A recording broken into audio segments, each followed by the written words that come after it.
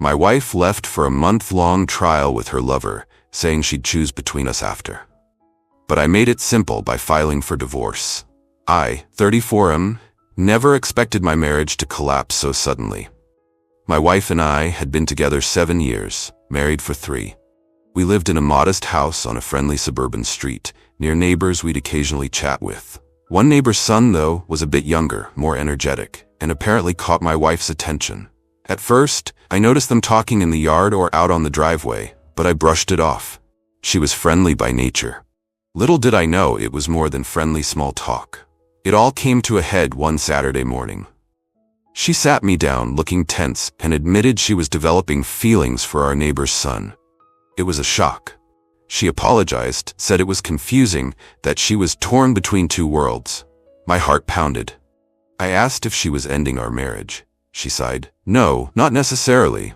I need time to figure out if I want him or if I want us. My jaw dropped at the arrogance. She wanted me on standby while she tested the waters with this neighbor's son. I found the concept horrifying, but she insisted. I want a 1-month trial away with him. I'll come back with a decision. A swirl of emotions hit me. Anger, betrayal, disbelief. Who does that? I told her how absurd it was, but she stood firm. Either I go see if there's something real with him, or I might resent you forever for holding me back. She framed it like it was some saintly compromise to keep me in the running. My mind reeled, but I couldn't force her to stay. If she'd already drifted, maybe it was best to see her true colors. So I said, fine, do what you need. Underneath, I was seething, humiliated by her sense of entitlement to test drive her fling.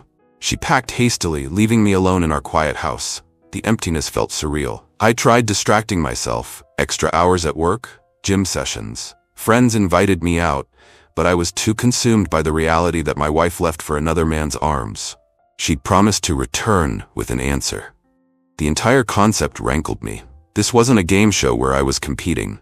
If she truly loved me, she wouldn't gamble our marriage on a fling. Days passed, turning into weeks. I heard rumors from neighbors that she was seen with him in town, looking all loved up. The knowledge stabbed my pride. Meanwhile, some mutual acquaintances wondered why I tolerated it. My father offered calm advice. If she values you, she won't need a month to figure it out. You have a choice too, don't forget that. He was right. I wasn't powerless. I could walk away. Eventually, the anger hardened into resolve. Midway through her month, I visited a divorce attorney. I explained the situation. The attorney said I was well within my rights to initiate proceedings, especially if the marriage was irretrievably broken. He walked me through the steps. I left feeling a strange mixture of sadness and relief. Maybe it was time I took control instead of waiting for her to decide my fate. My father's words echoed in my head. You have a choice too. So I chose to file for divorce. I refused to be her fallback plan if her fling didn't work out. That same day, I moved some personal funds into a separate account to protect myself in case she got vindictive. Then I began sorting through belongings in the house, deciding what was mine and what was communal. The process felt surreal, like I was dismantling the life we'd built. But the memory of her smug announcement about testing the waters fueled me forward. I told no one except close family about my decision initially. A few days later, the doorbell rang. I opened it to see my wife's friend, who'd apparently heard from her that she'd gone off with the neighbor's son. This friend had come to mediate. She claimed my wife was only searching for clarity and I should be patient. I shook my head. She left me for another man. That's not clarity. That's betrayal. The friend tried guilting me. You'll regret acting in haste. I responded calmly. I'm not the one who walked out. She can't have her cake and eat it too. The friend left, disheartened, but I stood my ground. Time crawled. I half expected my wife to call daily with updates, but she rarely reached out. Maybe she was having a grand time with the neighbor's son. Maybe she was too ashamed. Finally, near the end of her month, she texted, "Let's talk when I'm back. I'm almost ready to decide." Her audacity made me bark a humorless laugh. She truly believed it was up to her alone. She returned precisely 4 weeks after leaving, breezing into our living room like it was normal. She said, "I've thought a lot. I do care about you. So let's figure out how to fix this. I'm leaning towards working on our marriage." Leaning towards. The arrogance.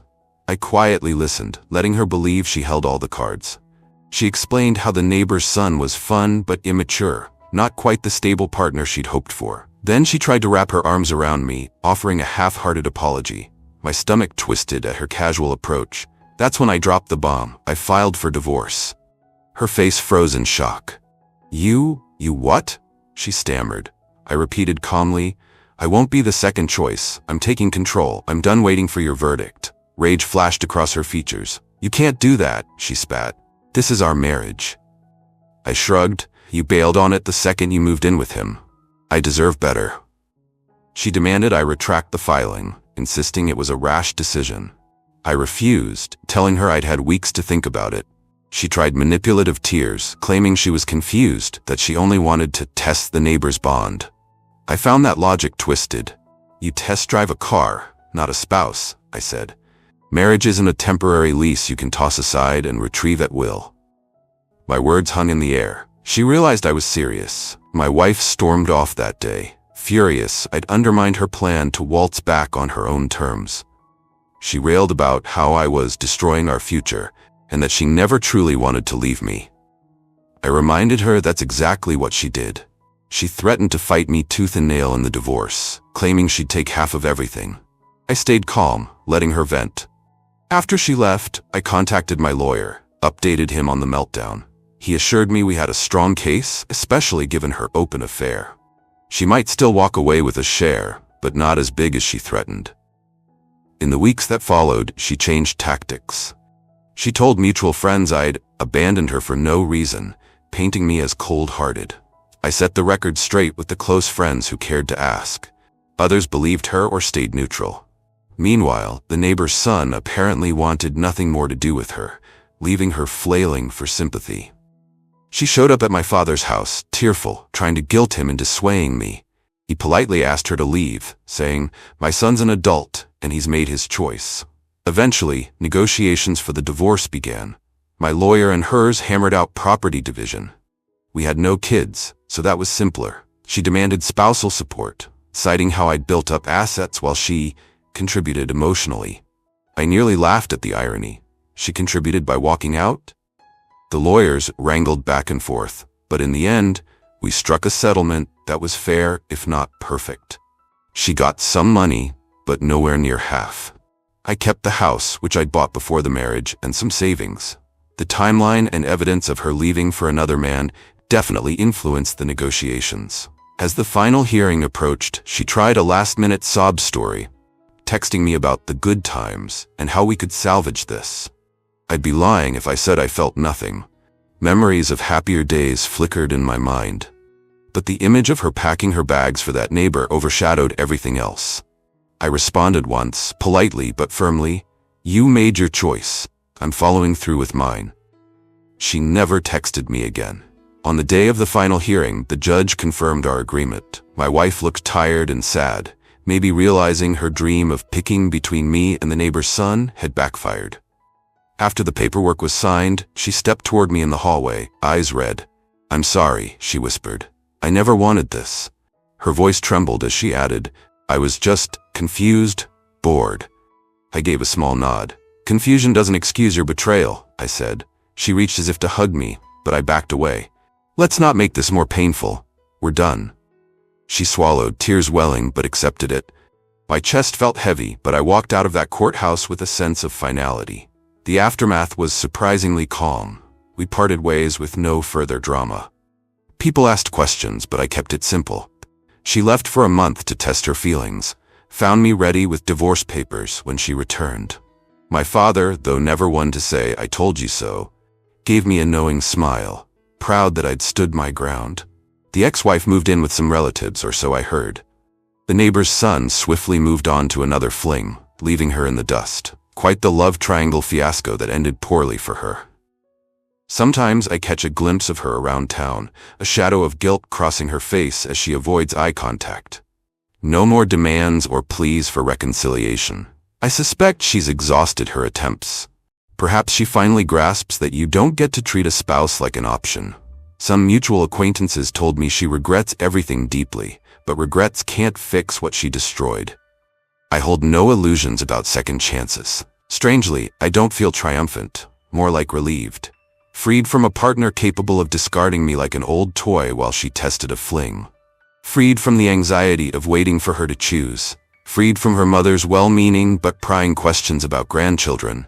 Freed to rebuild my life on my own terms, with honesty and self-respect intact. In a sense, her month-long trial was a blessing. I saw her true colors. If she was bored enough to experiment with another man, it's better we parted ways before kids or deeper entanglements. The divorce settlement was almost fair, as the lawyers put it. Good enough for me to move forward, not feeling like I lost everything. She got some assets, but not enough to cripple me financially. I got closure. My father says I might find someone more genuine in the future, someone who won't treat me as second best. For now, I'm content. I'll focus on my career, my hobbies, maybe travel a bit. The quiet in my house feels peaceful, rather than lonely. Some nights, I reflect on how swiftly a marriage can unravel once the trust shatters. A single statement, "I'm leaving for a month to see if I prefer the neighbor," was all it took to demolish the bond we had. Would I ever speak to her again? Possibly polite nods if we cross paths. But the old relationship is gone, replaced by a curt finality. And that's the price she pays for flipping my life upside down, thinking she'd return with a triumphant, "I choose you." I turned her game around, letting her find out the hard way that I'm nobody's second choice.